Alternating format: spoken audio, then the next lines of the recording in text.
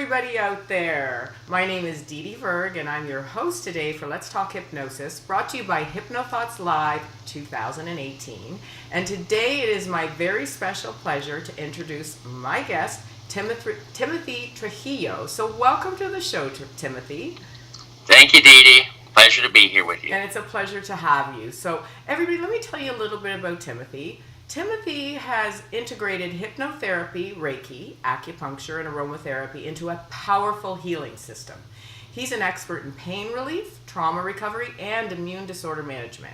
Timothy's passions for using hypnosis to reduce suffering has carried his campaign from community agencies to medical centers, as well as to the United Nations, including disaster zones.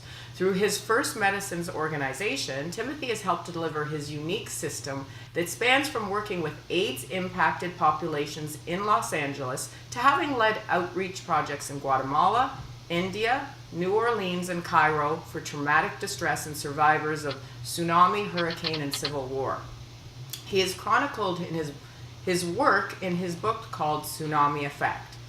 Now, at this year's Hypnothoughts, Timothy is going to be teaching two shorter workshops, one 2-hour and a 4-hour workshop, entitled The Ultimate Clinical Induction and Hands-on Hypnosis, as well as a one-day pre-conference workshop in Transpersonal Hypnotherapy. So, Timothy, wow. Yes. It sounds like you have had a very busy career as a hypnotist. So, how did you first find yourself getting into the hypnosis field? I first got into hypnosis. I had a back injury. I was a performing artist for most of my life, and about 25 years ago, I suffered a back injury and needed to change careers. I was going to go into the practice of acupuncture at the time, and during an acupuncture treatment, I had this wonderful, mystical, inner body traveling healing experience. And not long after that, I found a full-page ad for the Hypnotism Training Institute of Los Angeles, and I realized that that was the tool that I could use to help take people through the same process and same powerful healing experience that I had. So that's what I did, and I've been taking those journeys ever since. Okay, so tell us about how you ended up integrating acupuncture and Reiki and this sort of holistic approach into hypnosis. Well, curiously, again, my experience was a kind of, what do they call it, fantastic voyage or inner space where I was traveling down to the site of the injury within my body and communicating to the muscles and the nerves there, reassuring them and supporting their healing. I had plenty of experience with trance-mediated methods in my workshopping for performance in the past. But when I realized that hypnosis, could empower a person to have that experience, then I trained in that method. I immediately began studying the science of psychoneuroimmunology, mind-body interactions. This is years before we knew about, what we can now call psychoepigenetics, the way our mind actually influences the behavior of our genes, and so many other biological processes. So that after I studied hypnosis, it seemed the next appropriate thing was to use touch, even going back to kind of mesmeric methods, energetic methods, to use external influence in addition to internal guided processes. And so eventually I went back and I trained in Reiki, and I integrated that into the hands-on hypnosis system. Then later I studied acupuncture to know actual point applications. And curiously enough, Didi, what I realized after 20 years of this journey was that the reason that I had that initial experience was because the acupuncturist had actually stimulated points on my body that had called my mind's attention to that area to deliver some kind of medicine. And it just happened to engage my consciousness in a way. So now I use that all in an integrated system. When I do an acupuncture treatment, I inform people of what the needles are doing. I will always do a guided process and a kind of hypnotic guide at the beginning of their treatment so that they have the same kind of fully integrated mind-body healing experience. It sounds really, really amazing. So how did you end up getting into things like the United Nations and bringing your First Medicines organization into these disaster zones and such? Well, I started, of course, working. I ran workshops in Los Angeles for 5 years at AIDS Project Los Angeles and working with AIDS Healthcare Foundation to provide psychosocial support for the HIV affected population. That began helping people with palliative care at the end of life to help them be a little bit more coherent with less pain meds at the end of life in order to support their passing and reduce the impact of their loved ones during their passing. Over time, I learned how these methods could support a person's health and well-being, and developed a systematic protocol to support what was supported in the medical literature to resolve stress dynamics, sleep, chronic pain, etc. The success of that eventually led me to do a hospital pilot project helping people with nerve pain from spinal cord injury. One of the issues that we had really demonstrated effective support for in HIV management was peripheral neuropathy, nerve pain in the extremities.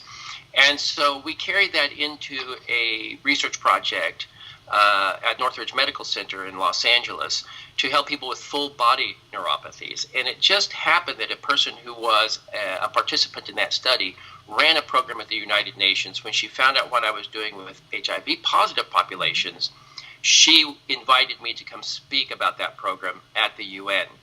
When I made that address, because the objective was to take these tools to the developing world, I was told by somebody at UNAIDS that I needed to do a pilot project and return to the UN with the results of the pilot project. And it was the efforts to do that pilot project that first led me to Guatemala, where I found not only the need to help adults and children with HIV, but also found people who were still affected by the trauma of the enduring civil war there. Right. And through that work, eventually that led me to the tsunami zone and the hurricane zone, and the work kind of shifted from immune support area into general disaster recovery and trauma recovery, which is a primary component of that health model as well. But we find now, one of the main things that I do as First Medicines is we provide through firstmedicines.org, our site, a brief intervention called the 5-Minute Miracle that allows people, it was developed from working in these disaster zones, allows people to discharge and recharge in a very short period of time. And then I go out and do this treatment, and all of the resources are there on the site. And again, it's free to show how the treatment is done using both an audio and a hands-on approach at the same time, which again has a very profound mind-body resolution and integration effect. It sounds amazing, absolutely amazing. So let's talk about what you're going to be teaching everybody at this year's Hypnothoughts. So what is the ultimate clinical induction all about? Well, that's a little bit of a teaser. The last time I was at Hypnothoughts 2 years ago, I did a workshop, Inductions, because I just wanted to celebrate the practice of induction. And out of that workshop, the key question that the individuals first had is, how do I choose the induction? How do I know what's the best induction to use with the client? And so now I've decided then to really approach that idea. What is the ultimate induction? And we might think, oh, it would be this induction or that induction. Well, the ultimate, I'll go ahead and spill the beans. The ultimate clinical induction is the one that is most appropriate for that client at that time. And then the trick is, how do we determine that? And how do we carry with us a full retinue of different induction methods that then we can select from what we think is the most appropriate for that individual. So, many of the induction itself can be a whole pattern for their cycle of resolution. So I always choose inductions that are not only beneficial for them at the time, but also very instructive for their experience so that they can apply that knowing into other areas of their life. Yeah, I always say with people, like, people are like snowflakes. Each one is so individual that So true. you have to begin to read them and know, okay, this person's really analytical. What kind of induction do I do for that? So that's great that you're going to be helping both new and seasoned hypnotists choose the right induction. Because Yes. when you start out in hypnosis, everybody knows it's very daunting. It's scary. It's like you worry, will they go into trance or not? And sometimes you throw everything you got at them, and it doesn't look like they're in trance, but even though they probably are, because everybody expresses it differently. It's really scary out there for the new hypnotist. So I highly recommend that any new hypnotist go to Timothy's course. So now let's talk about, how does hands-on hypnosis differ from traditional hypnosis? That's your second workshop, which is a 4-hour. Yeah, so the hands-on method really is what's become very popular in the field, is the integration of Reiki and hypnosis. They're a natural pair. Sure. And, to be clear, Reiki has so many echoes of the original mesmerism and animal magnetism that is itself a kind of physical hypnosis or energetic hypnosis. And so what I've done is, just over the years, I've developed such a systematic approach to that, and the combination, the understanding of the point references or point indications from an acupuncture perspective, and how we bring that intention toward the effect that we're working toward with the client. And these are methods that are not only good for people who are going through the healing and recovery, but also, what's very, very common in our society is anxiety and stress-related conditions. And so the physical intervention, the classic use of touch in hypnosis is to anchor suggestion or to anchor idea. That when we are delivering a verbal suggestion, at the same time connecting that verbal suggestion to the body physically somehow to help integrate that information. And so the hands-on hypnosis method really takes that fundamental and gives it a very broad platform and some specific application. Well, I can tell people my experience with acupuncture. I was very, very ill for a period of 10 years, and acupuncture was the only thing that got me through.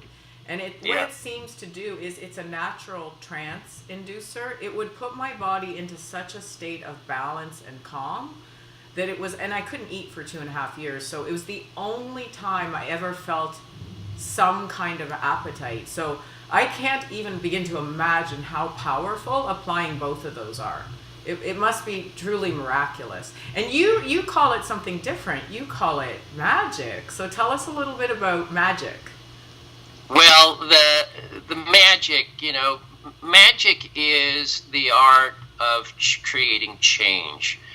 And what I often refer to regarding magic, and there's stage magic, which is classically was called juggling, prestidigitation, and this is illusion. Now, in this kind of magic, entertainment magic, we have 3 primary tricks. We have the pull the rabbit from a hat, which is called a production. We have the lady vanishes, which is a disappearance. And then we have the third trick, which is we put the lady in the cabinet, we spin the cabinet, we open the cabinet doors, and the rabbit is there. So this is both a disappearance and a production at the same time. That's called a transformation. So everything then in the work that we do hypnotically, and hypnosis does fit into the long-standing category of spiritual magic or energetic magic. Everything is about bringing something into our lives, making something disappear from our lives, or transforming something in our lives. So everything can be kind of couched in these 3 approaches to the magic trick.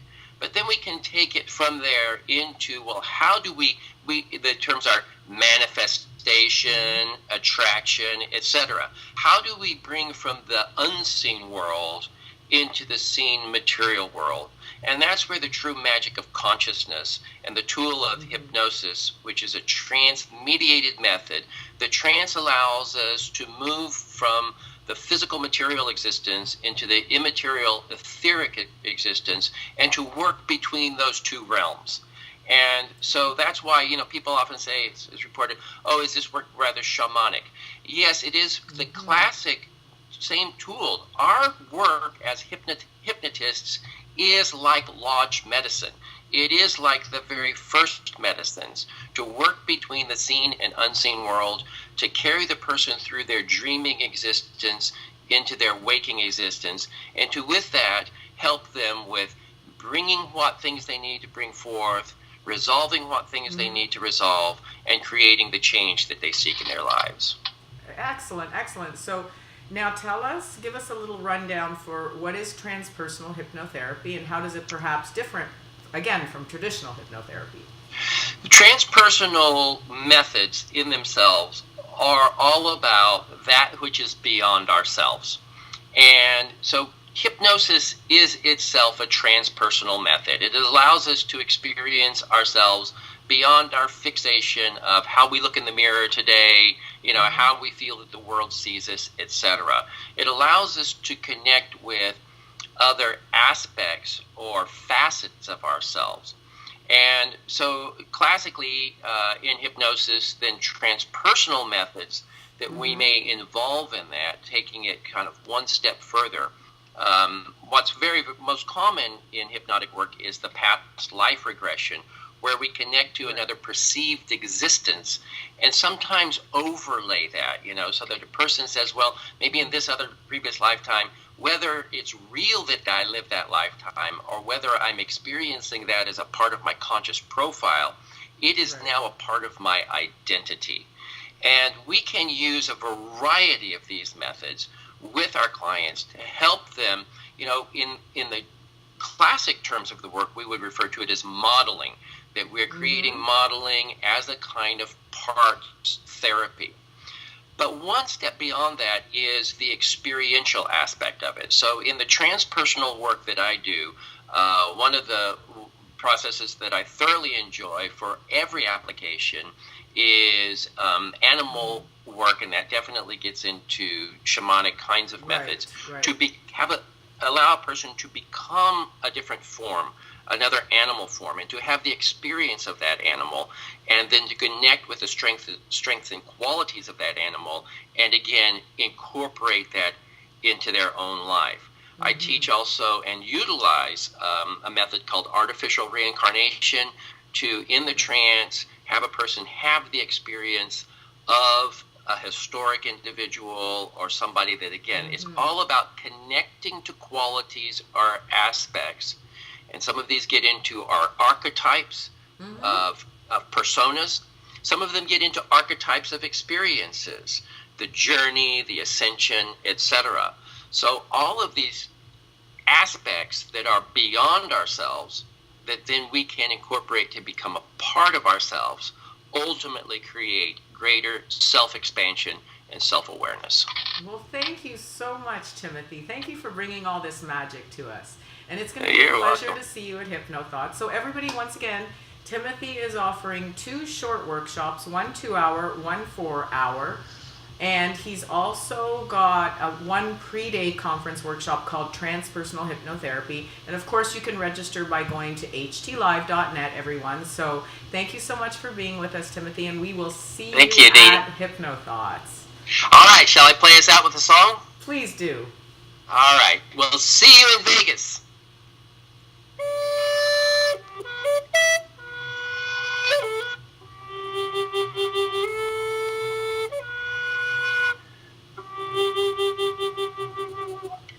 Thank you Have a great day. much, Timothy. You too. Bye-bye. Bye-bye. Bye.